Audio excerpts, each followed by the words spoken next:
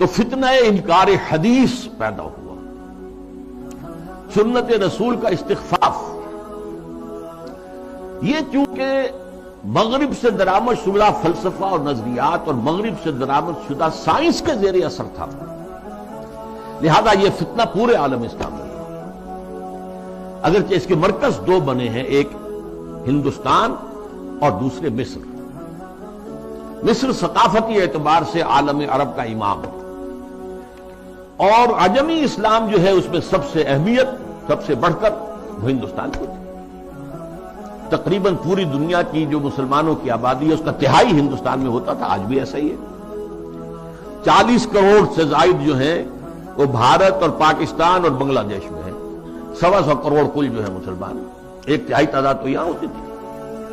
اور یہاں پہ ظاہر بات ہے کہ ثقافت کا بہت بڑا مرکز، علم کا۔ اس میں جو آغاز ہوا سر سید احمد خان سر خیل، اس کے بعد یہ کہ یہاں بھی علماء، اور علماء بھی جو اہل حدیث تھے، وہ اس کا شکار ہوئے۔ مولانا عبداللہ چکڑالوی، چکڑالہ یہ چکوال کے قریب ہے، وہاں کے بہت بڑے عالم اہل حدیث، وہ اسی فتنہ انکار حدیث میں مبتلا ہوئے، پھیلایا انہوں نے بڑے پیمانے۔ اسی طرح مولانا اسلم جہراج پوری یو پی کے، انہوں نے اس فتنے کو بھڑکایا، وہ بھی اہل حدیث سے مستقل۔ اسی طریقے سے مولانا تمنا عبادی، نیاز فتح پوری، بہت عمدہ مضمون نگار، انشا پرداس۔ غلام جیلانی برق، اگرچہ اس کی آخر میں ہدایت ہو گئی، لیکن سب سے بڑھ کر یہ فتنہ جس شخص سے پھیلا ہے وہ غلام احمد پرویز۔ اس کا لکھنے کا اسلوب بھی بڑا اچھا تھا، دلکش تھا، تقریر کا اسلوب بھی بہت اچھا تھا اور دلکش تھا۔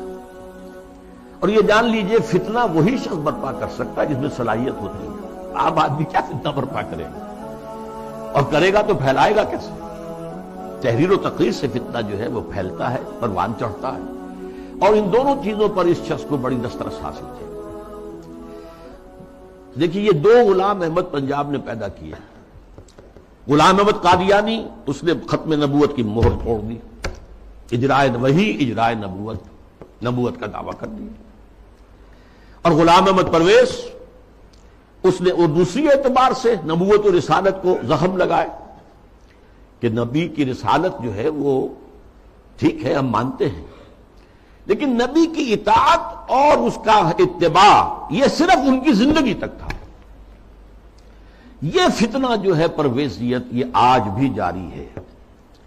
اس کے کچھ کیسٹس ہیں جو آج بھی پھیل رہے ہیں، نہ صرف پاکستان کے مختلف حصوں اور علاقوں میں، بلکہ اور باقی باہر کے ممالک کے اندر بھی چھوٹے چھوٹے جو ہیں ان کی جو بزم بنتی ہے، بزم طلوع اسلام جیسے یہاں پر ہوتی تھی، طلوع اسلام اس کا رسالہ تھا، تو ایسی بزمیں بنتی ہیں اور اس کے اندر لوگ جمع ہو کر اور یہ اس کے کیسٹ سنتے ہیں، اس کی تقریریں سنتے ہیں۔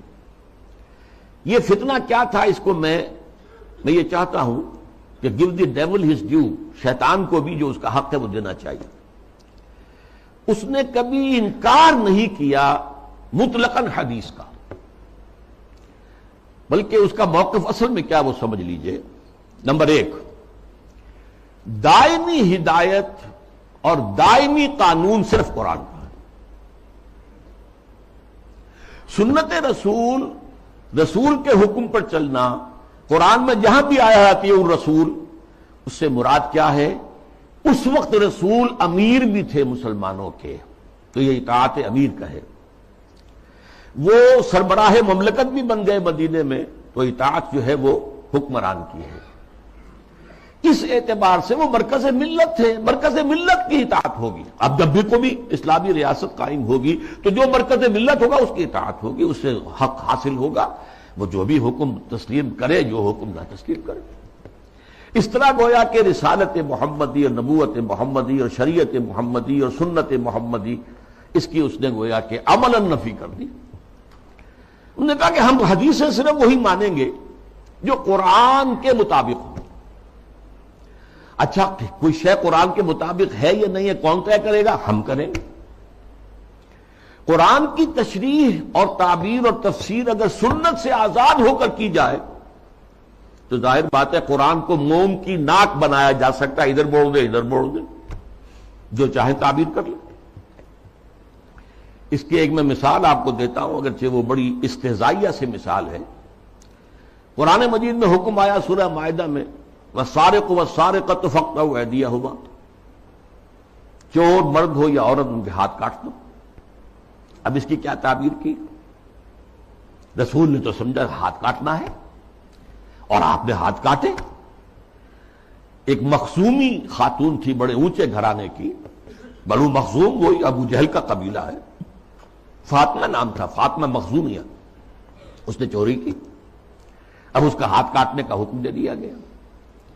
لوگوں میں بڑی جو ہے ایک بے چینی پھیلی، بڑے اونچے خاندان کی یہ عورت ہے، اس کا ہاتھ کٹے گا۔ اور تو کسی کو جو ہے لب کشائی کی ہمت نہیں تھی۔ حضرت انس حضور کے خادم خاص تھے، ان کو ذریعہ بنایا کہ حضور یہ اونچے خاندان کی عورت ہے، خاندان کی ناک کٹ جائے گی، آپ اس میں نرمی کیجیے۔ حضور نے سخت غصے کا، غضب کا اظہار کیا۔